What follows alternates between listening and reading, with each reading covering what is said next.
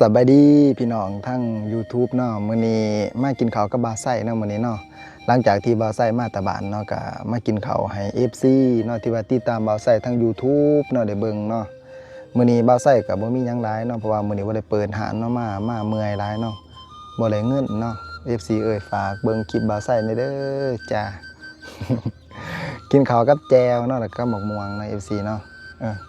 กินข้าวกับแจวกับหมกม่วงเนาะหมกม่วงก็ไปปิดอยู่ข้างเฮือนมาเนาะเดี๋ยวมองลอนตลาดได้นี่จะคล้องคุณบอยู่เนาะว่าใส่ก็ขอเด้อว่าใส่ว่าเองเองก็ได้ก็ไหลมาหน่อยนึงนะว่าเอาหลายเอาหน่อยนึงแต่บางม่วงบ่ฮู้ว่าเป็นม่วงยังแต่มันแสบเนาะแสบบางม่วงมาเด้อ FC ได้กินข้าวกับม่วงดีนี่บ่าวใส่ตอนแรกไม่เขาก็บ่าวไส้เด้อบรรยากาศอยู่ทงไฮทงหน้าเนาะจะในทงหน้าบ่ฮู้ว่าทงหน้าผู้ไรแต่บ่าวไส้ก็มาอัดคลิปเนาะเขาเนาะเขา 10,000 เนาะแล้วก็แจว 10,000 เนาะถือว่าเป็น20,000 เนาะมื้อนี้หาเงินบ่ได้เพราะพันเนาะตัวซื้อไปแล้วเนาะ20,000 กีบเนาะบักม่วงนี่ก็เป็นบักม่วงฟรีเนาะถ้าว่าซื้อบักม่วงแล้วก็น้ำอีกเนาะตุกนึงเนาะ 10,000 เนาะรีเป็น30,000 กีบผมว่าเป็นเงินไทยก็สิประมาณอยู่อันนั้นเนาะ50 บาทเนาะกินข้าวเนาะกินข้าวกับแจวในสีน้ำมาได้บ่เด้อแจวไฟอีกคู่แซ่บบ่าวไส้มากเนาะ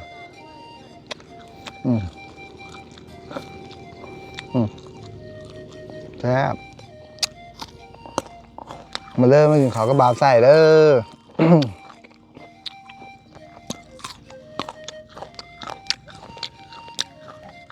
FC เนาะยืนเบิ่งบ่าวไส้อยู่หิมบนทางเนาะแซ่บบ่อยู่แซ่บอยู่นี่บ่เชื่อลองกินมึงเด้อพี่น้องทางฝั่งไทยเคยกินแล้วกินข้าวกับปลาแหลกมันข้าวกับแจ่วแล้วพอมันสิแซ่บพออีกอย่างเวลาเฮาหิวเฮากินนี่มันสิแซ่บคักเด้อพี่น้องเด้อบ่าวไส้รู้สึกว่าแซ่บแฮงเนาะจำมันบ่การบักม่วงใส่น้องนุ่มๆว่าเห็นว่าแจ่วผักอีคู่แท้แจ่วผักบัวเนาะ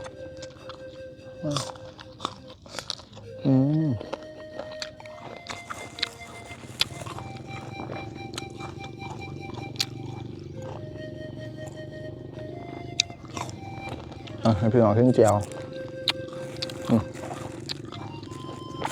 แจ่วใต้ต้องกันเลยเนาะบักม่วงบางเลย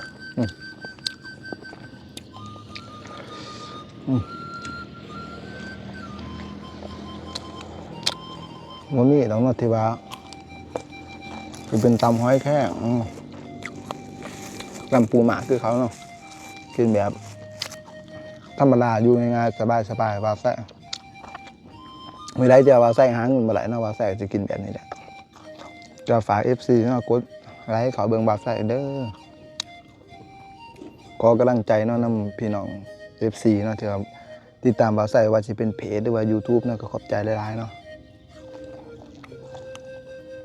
ออกมาแล้วก็สู่ชีวิตเนาะ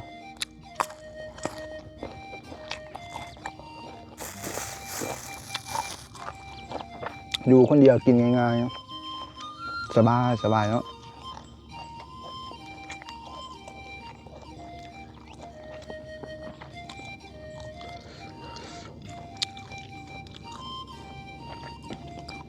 ตากล้องเขาบดเต้หน้าจอมันเด้อปลามันธรรมศาสตร์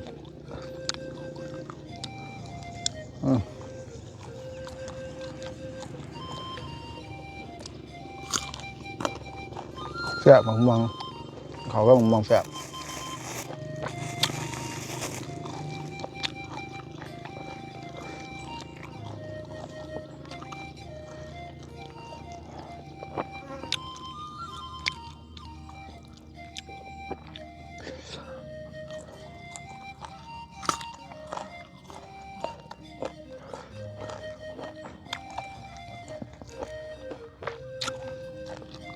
ตอนมันง่ายเนาะ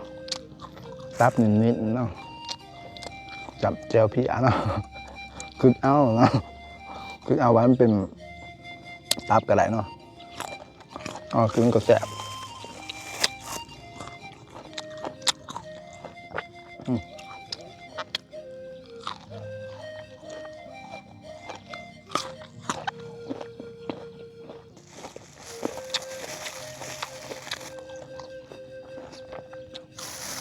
เขา10,000กับสิเบิดเนาะแบบคนกินเขาแซ่บเนาะ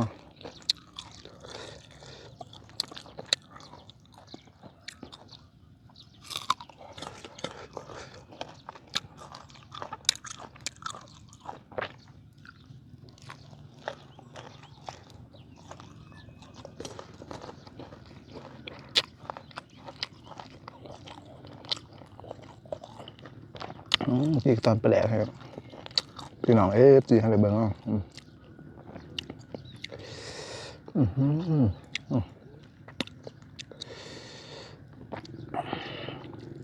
แซ่บหลายเอากระดูกบางที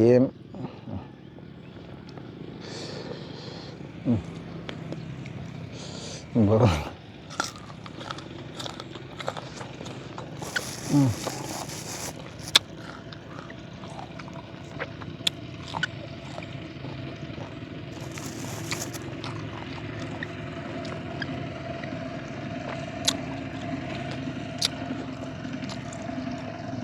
กินง่ายอยู่ง่ายเดี่ยงง่ายสบายเพราะว่าผ่านการฝึกตนมาแล้วเนาะเขากับกล้วยยังกินมาแล้วเนาะเวลากินเขาก็เคยอ้วนมาแล้วบ่าวใส่ว่ามากินแล้วอาหารดีสุดๆสำหรับบ่าวใส่ยังให้อยู่หน้าบางคนกับ ไม่ได้อยู่หน้าเฮียเบียเมื่อขึ้นมาคือเขาไปแหลกก็แซ่บแซ่บบ้าง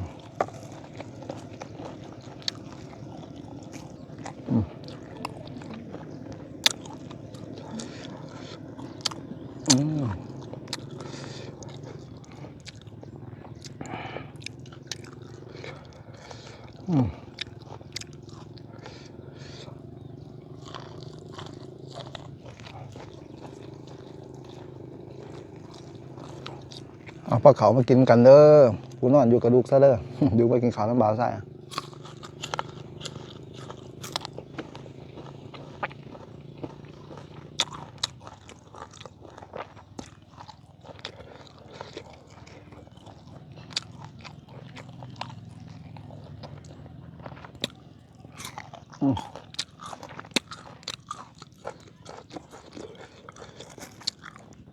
เดี๋ยวสารมันหมักหมองมันเป็ดเนาะกินตอนปลาแดก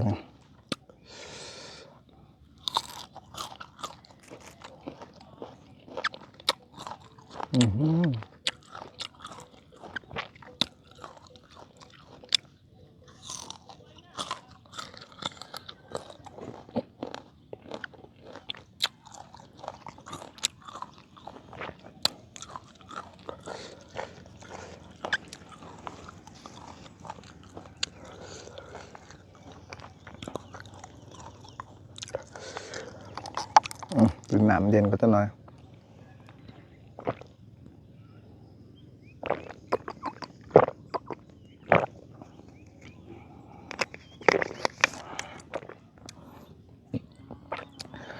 คลิปบ่าวไส้กับสีฝากพี่น้องทั้ง YouTube ใบแต่เพียงเท่านี้เด้อขอบอกขอบใจเนาะพี่น้องทั้ง YouTube ที่ว่า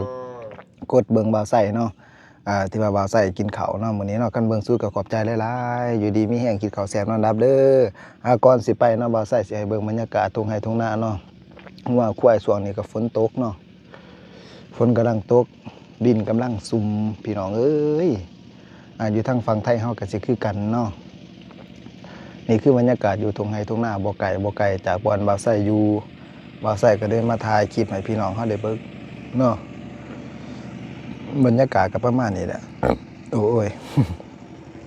อิ่มนะแนวนั้นได้เนาะขออนุญาตนำเด้อพี่น้องเด้อถามว่าบ่อนนี้เป็นเขาเขียวเนาะถ้าเขานำใส่เขาเขียวบ่าวไส้สิมาถ่ายเรื่อยๆดอกนี้เนาะแต่ว่า3หอดเขาเขียวบ่าวไส้ก็สิได้ถ่ายหลายเทื่ออยู่เนาะขอบใจพี่น้องได้ขอบใจเด้อสบายดีสวัสดีครับ